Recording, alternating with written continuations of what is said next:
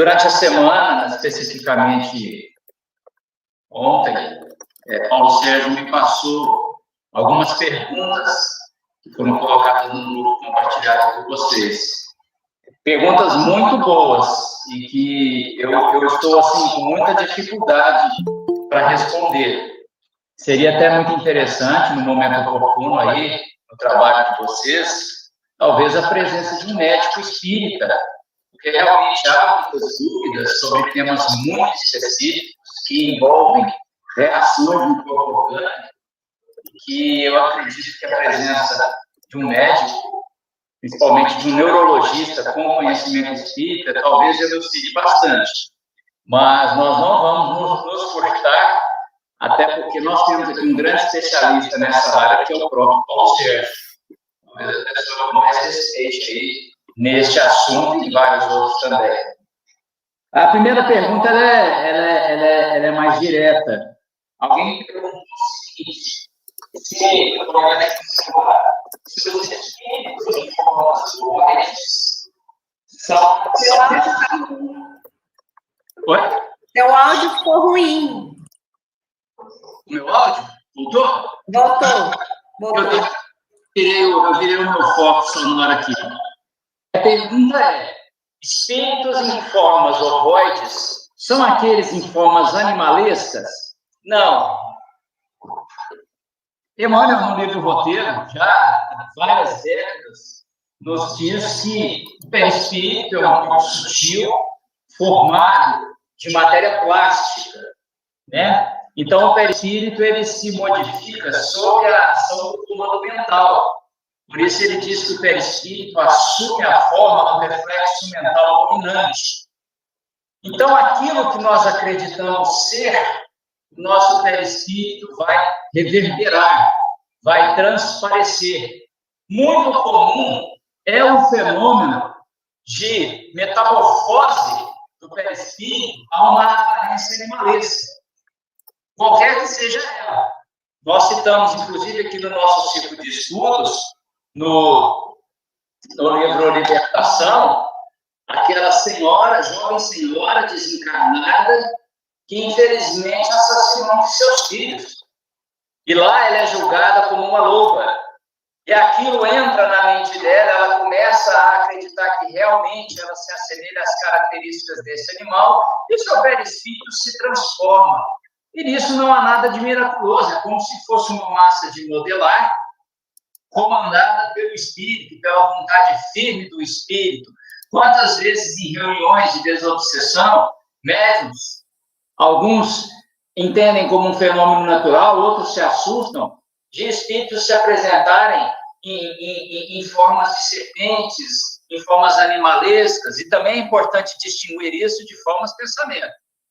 Forma pensamento é a transformação de massa fluídica em qualquer aparência também por um comando mental. Aqui nós estamos falando do corpo do espírito, do perispírito. Muitas vezes o espírito gosta de assumir determinadas características de um traiçoeiro, sorrateiro.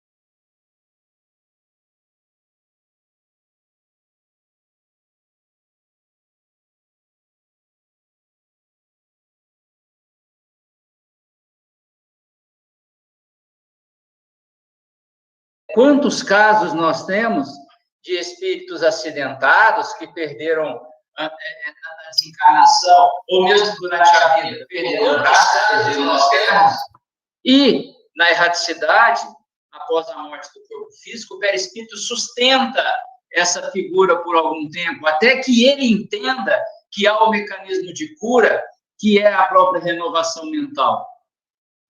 Então, a ovoidização é a restrição, restringimento, diminuição, compactação desse perispírito por estar repetindo uma ideia fixa, tal qual o caso que nós estudamos semana anterior.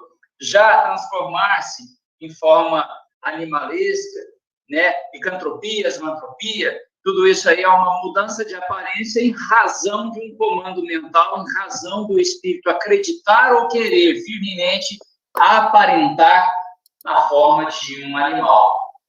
Eu acho que essa pergunta foi uma pergunta importante. Será que ficou claro, Paulo Sérgio? Tá perfeito, Lívia, é isso mesmo, e é importante essa elucidação, porque nós já tínhamos feito um estudo no passado, lembrando, então, que perispírito é uma frase, me parece que até do próprio... Está dando bastante eco. É uma frase, me parece, que até do próprio Kardec, se não me engano, na Gênese, em que ele fala, no perispírito, a chave para a compreensão de muitos fenômenos. Né? Então, realmente, tudo acaba tendo a ver com o perispírito, mas as elucidações foram muito claras. Perfeito. Muito bem. Uma outra pergunta, e essa pergunta é importante, e coincidentemente, objeto do nosso estudo hoje. Alguém pergunta a relação entre epilepsia e obsessão. Obviamente, o meu conhecimento sobre esse assunto, desta doença neurológica, é um conhecimento muito diminuto, muito limitado. Mas, me sinto confortável porque você está aqui. Nós temos aqui um exemplar do Livro dos Espíritos. Um exemplar do Livro dos Espíritos. Esse livrinho aqui, de pouco mais de 1000 perguntas, codificado em 1857. 1857. O cerne da terceira revelação. Então, nós vamos à pergunta 474, que é uma pergunta relativamente simples, para nós que já estudamos bastante, todos nós aqui. A pergunta é, se não há possessão propriamente dita, quer dizer, coabitação de dois espíritos no mesmo corpo, a alma pode se encontrar na dependência de um outro espírito, de maneira a estar por ele subjugada ou obsedada, a ponto de que sua vontade seja de alguma sorte paralisada? Essa pergunta vem remetendo à possessão, onde Kardec desmistifica essa questão, porque se acreditava que o espírito se apoderava de outro entrando no seu corpo. Então, aqui ele já desfaz esse conceito de dois espíritos ocupando o mesmo corpo, o que tem é uma sede firme. Olha, o que isso tem com a pergunta da epilepsia? É porque aqui na resposta tem uma frase dita a Kardec pelo Espírito Verdade, que nos diz muito, principalmente sobre a questão da epilepsia. Vamos à resposta. Sim. E esses são os verdadeiros possessos, ou seja, alguém que está totalmente subjugado a outro. Mas saiba que essa dominação não se faz jamais sem a participação daquele que a suporta. Só existe um subjugado, só existe um obsidiado, porque há a cessão da vontade. E isso nós discutimos bastante. Seja por fraqueza, seja por desejo. Por fraqueza, alguma dificuldade moral que nós temos, alguma tendência. Ou seja, por desejo, nós compactuamos com aquela ideia. E aqui vem a parte interessante e importante no que diz respeito à pergunta. Tem se tomado frequentemente por processos epiléticos ou os loucos que têm mais necessidade de médico do que de exorcismo. Veja a sabedoria dessa resposta. A epilepsia é uma doença no cérebro, causada por alteração desses sinais cerebrais. Então, nós temos que ressaltar sempre que todo corpo adoentado carece de medicina, carece de tratamento material. E a epilepsia, então, é uma lesão, uma disfunção cerebral. Agora, é possível que o epilético esteja atravessando, experimentando um processo de obsessão? Sim, como todos aqueles que não têm a epilepsia. Ou seja, a obsessão é um fenômeno recorrente, maior ou menor grau, em todos nós, em maior ou menor grau, inclusive no epilético. Mas aquelas reações que ele tem, daquelas contrações musculares, é decorrência de uma lesão orgânica. Meu áudio, Thiago, fica longe? Sandra, eu não sei o que é. Mas há também muitas situações onde pessoas que não têm essa doença manifestam reações similares às crises epiléticas. Convulsões, contorções, contrações. Mas, se não há a presença da doença e há estes fenômenos em razão de influência, quando cessa a influência daquele espírito ou daquele grupamento de espíritos, essas reações também são inibidas. Então, resumindo, uma síntese da resposta. A epilepsia é uma doença orgânica que precisa ser tratada. O epilético pode estar sendo alvo de uma obsessão? Sim, como todos nós. Não havendo obsessão, haverá crises epiléticas? Provavelmente. Pessoas que não têm essa doença, espíritos que não têm essa doença, por ação de obsessão, pode manifestar ações que se assemelham à epilepsia? Sim. Ficou claro? Paulo Sérgio? Tranquilo. Podemos seguir. Eu acho que você está elucidando a questão. Essa pergunta ficou bem respondida. Assim, este é o máximo que eu consigo ir na questão do corpo. Mas está correto. Como eu disse, um médico espírita, um neurologista, alguém que estuda profundamente como o Paulo Sérgio, pode até depois explicitar isso mais. Tá? Agora, eu achei muito importante essa colocação de Kardec, porque lá, naquela época, se imaginava que essas pessoas epiléticas, de fato, com a doença orgânica, que manifestavam violentamente essas contrações musculares, essas concussões, o pessoal achava que estavam endemoniadas, possessas, e é onde o Espírito Verdade fala, muitos destes precisam de tratamento e não de exorcismo. A pessoa epilética que tem a doença orgânica deveria ser submetida ao tratamento espiritual? Claro, porque nós sabemos a íntima relação espírito, perispírito, corpo, toda suavização mental reverbera, se publica no corpo físico. Agora, outra pergunta. Talvez a epilepsia veio de algum distúrbio mental, talvez de alguma violência, alguma falha em outras vidas? Claro, mas não só a epilepsia. Qualquer problema manifestado no nosso corpo físico tem causas. Causas atuais, causas de um passado recente, causas de um passado muito longínquo. E é isso que tem instalado no nosso perispírito, no momento da união do perispírito ao corpo, há toda essa transmissão moral, todo esse encaixe político das mazelas que carregamos no nosso corpo físico, que é como se fosse um filme fotográfico, assim impressionado pela luz, pela vibração emitida pelo próprio Espírito. E no capítulo 12, 13, 14 do livro Missionários da Luz, Reencarnação do Segismundo, explica muito essa questão da concepção. Aí veio uma terceira pergunta. No caso dos intubados, se intubados são obsessores ou são obsidiados? É uma pergunta difícil. Lívio, olá. Se você me permitir, só antes de você passar para a próxima, eu só queria fazer uma complementação, porque foi um assunto que nós estudamos recentemente, já que nós estamos nos baseando na sequência da segunda parte do Livro dos Espíritos. Então, eu só queria fazer uma complementação muito breve. É porque você falou agora da convulsão. E lembrando que lá no Livro dos Espíritos, na segunda parte, a partir da pergunta 481 até a 483, nós encontramos um assunto chamado convulsionários.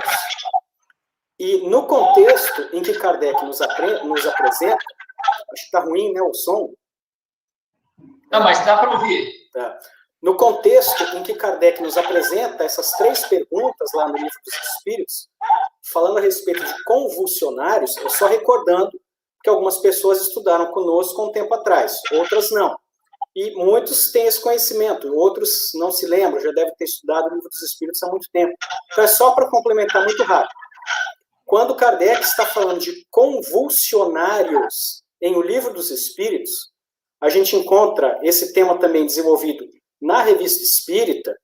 Ele não está falando das convulsões epiléticas, ele está falando de convulsionários referindo-se a um grupo de pessoas que, em determinados momentos, em reuniões religiosas, entravam num estágio de transe, que hoje nós chamamos de mediunidade, mas eles tinham um transe em que isso provocava como usando as palavras do livro, né, tinham tremores corporais, as pessoas caíam no chão, tinham tremedeiras. Então, isso é aquilo que ele está falando sobre convulsionários em O Livro dos Espíritos e também na Revista Espírita. Então, são processos de transes mediúnicos, quando as pessoas atingem um determinado grau de envolvimento durante uma prece, uma concentração religiosa, então aconteciam aqueles processos. Algumas outras religiões em que a mediunidade não é bem estudada e educada apresentam ainda hoje esse fenômeno, ok? Só para falar que não é a epilepsia. Desculpe a intervenção, Lívia. Desculpe nada, eu agradeço, Paulo. Eu acho até que você reúne muito mais predicados para essas perguntas que eu. Mas, assim, a gente percebe muito no movimento espírita, e não vejo isso aqui nesse grupo, sempre o direcionamento de todo e qualquer problema orgânico para o lado da obsessão. E deixar claro que muitas vezes o corpo está doente em razão de causas orgânicas, mesmo que tiveram colaboração da mente, sem dúvida nenhuma, mas o tratamento médico não pode ser abdicado. O corpo precisa de tratamento material também. Nós somos espíritas, conhecemos toda a terapêutica do pensamento, das vibrações, dos passes, mas o corpo já é uma consequência muito tangibilizada.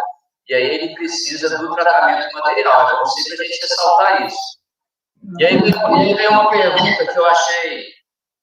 Lindo, deixa eu colocar uma posição que aconteceu comigo. Quando eu sofri o AVC, aí eu comecei a crise epilética, né?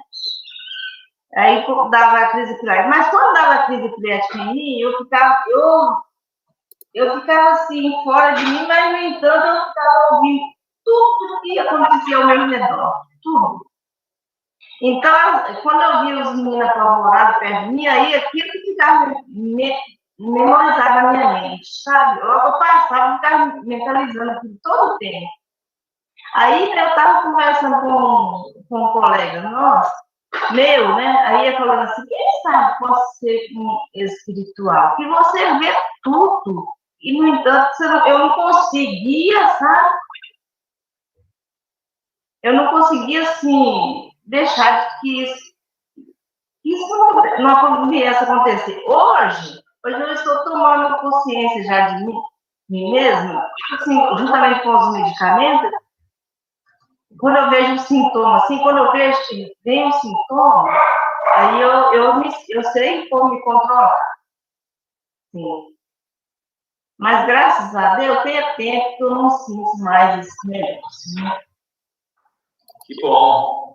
Mas você seguiu o tratamento adequado, né? Você buscou a terapia do corpo e com muita intensidade você buscou a terapia da alma. Todos nós precisamos disso em qualquer situação. A terceira pergunta, sobre casos de intubados, aí a gente se aplica aos casos de coma, de situação vegetativa, se aquele espírito encarnado, adormecido ali, ou aparentemente adormecido ao lado do seu corpo, se ele está sendo obsediado ou se ele pode ser um potencial obsessor. Eu confesso interpretar essa pergunta como não há uma resposta exata nem absoluta. Nada que lida com a alma tem uma resposta exata e absoluta. Por quê? Porque cada espírito é único. Cada espírito se comporta de uma forma. Quando eu digo que não há resposta exata, é nos referindo ao comportamento do espírito. Cada um de nós tem um nível de evolução. Cada um de nós tem um grau de apego à matéria. Cada um de nós elege as suas próprias prioridades. E tudo isso influencia no comportamento do espírito em situações análogas. E aí nós buscamos, tem até uma obra que se chama Plantão de Respostas. Eu não conhecia essa obra, mas essa obra nada mais é que uma catalogação, que uma reunião de perguntas e respostas dirigidas a Chico, respondidas por Emmanuel. Muitas delas, inclusive, no programa Pinga Fogo. E aí a seguinte pergunta é feita para Chico Emmanuel. O que se passa com espíritos cujos corpos ficam meses, anos, em estado vegetativo? Não encontrei uma pergunta específica sobre algum entubado, mas a gente vê semelhanças na situação, né? E a resposta é: seu estado será de acordo com sua situação mental. Há casos em que o espírito permanece como aprisionado no corpo, dele não se afastando até que permita receber auxílio dos benfeitores espirituais. E aí ele continua. São pessoas, em geral, muito apegadas à vida material e que não se conformam com a situação. Mas, em outros casos, os espíritos, apesar de manterem ligação com o corpo físico, dispõem de relativa liberdade. Então, ele fala que várias pessoas em coma, quando retornam, descrevem que visitaram paisagens, encontraram com pessoas, e aí a gente vê, nessa situação, relativo desapego àquele corpo físico. Nós temos que lembrar também que a intensa sedação, medicação, afetando sobremaneira o corpo, isso é sentido pelo espírito. No livro Obreiros da Vida Eterna, lembrei disso agora, tem um caso que chama Desencarnação de Cavalcante. Cavalcante estava muito debilitado e era muito bom. E ele estava naquele vive e morre, próximo à morte, moribundo.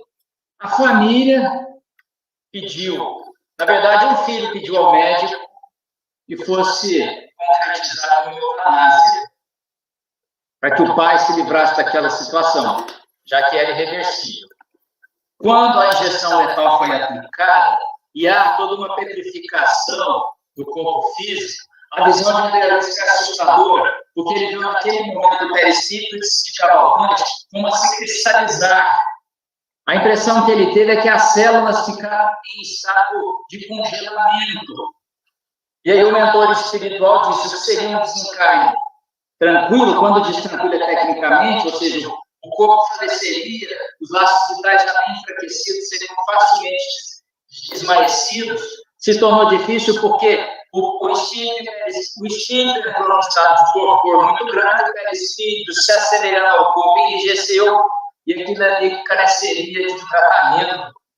Então, eu só estou fazendo uma busca de referências fundamentadas de que o espírito e o perispírito ressentem muito a situação do corpo. Então, em razão de excessiva medicação, seria natural que o espírito estivesse em situação adormecida, mas isso varia conforme cada um.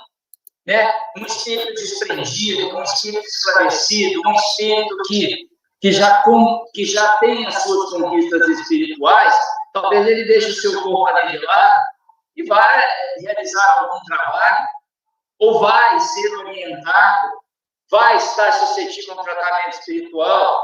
Já um espírito mais recrudescido, sentindo aquela reação violenta no corpo, talvez fique ali, no molde do próprio corpo físico, como se fosse uma fotocópia.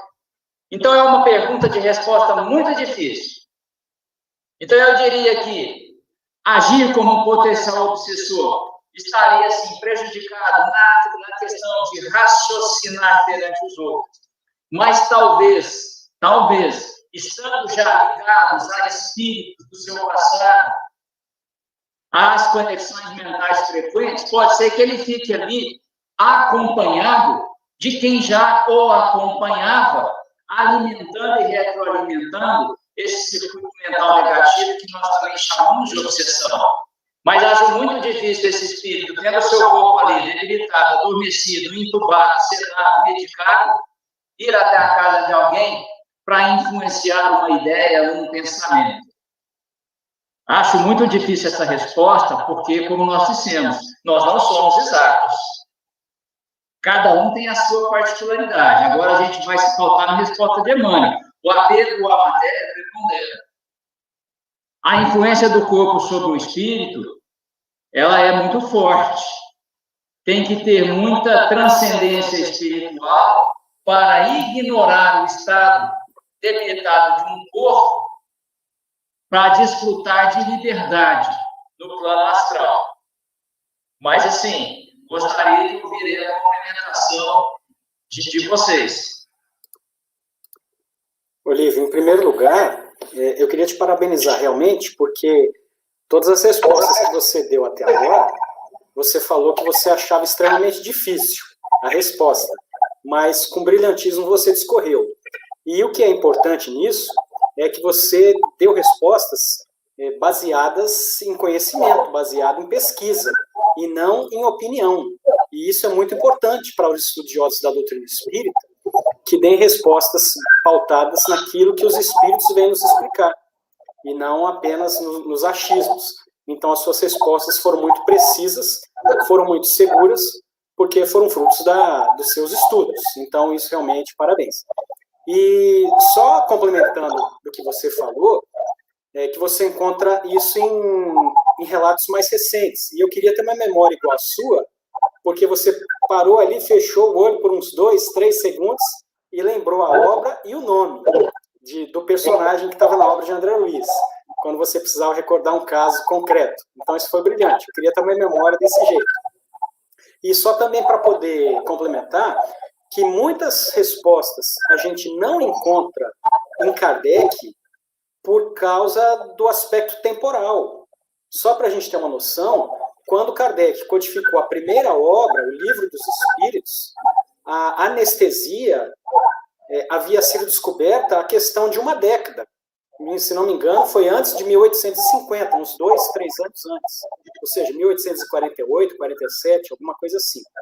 Então, ainda não havia um conhecimento igual hoje nós falamos de anestesia, nós, aqui no cotidiano, não havia pessoas que discutissem esse assunto, portanto, não havia essa preocupação até em formular a pergunta. Então, Chico realmente vem para poder complementar de uma forma brilhante aquilo que Kardec nos trouxe. E eu penso que a sua resposta também contempla a pergunta que a própria dona Jerônima tinha feito, né? Daquela questão mesmo da anestesia dos entubados em função da Covid. Pelo menos essa é a percepção que eu tenho. Se for essa sua também, Lívia, ou se você tiver alguma complementação. Não, achei muito importante esse complemento seu, Paulo, como sempre. Eu digo assim...